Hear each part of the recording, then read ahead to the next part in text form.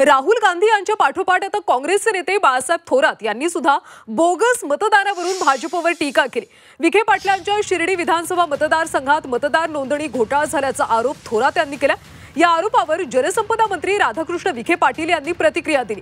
कर्नाटकमध्ये काँग्रेसचं सरकार आणि देशात लोकसभेच्या जागा बोगस मतदानाने निवडून आल्या का असा प्रश्न उपस्थित करत विखे पाटलांनी राहुल गांधी आणि बाळासाहेब थोरात यांच्यावर पलटवार केला।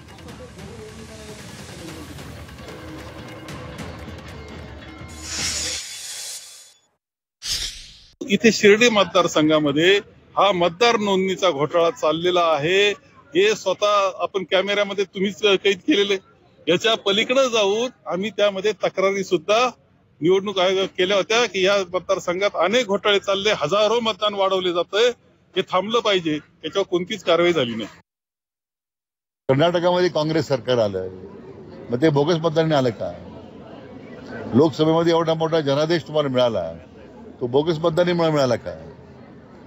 परंतु लोकसभेच्या निगेटिव्ह नॅरेटिव्हवर जे यश मिळालं ते विधानसभेला मिळालं नाही, कारण लोकांनी यांचा खरा चेहरा समजला आणि म्हणून लोकांनी महाविकास आघाडीला धुडकून लावलं। अनेक प्रस्थापित नेते पराभूत झाले, पण त्याचं खापर जर तुम्ही बोगस मतदारावर फोडणार असाल तर तुम्ही मागे म्हटलं होतं तो मतदारांचा अपमान तुम्ही करताय।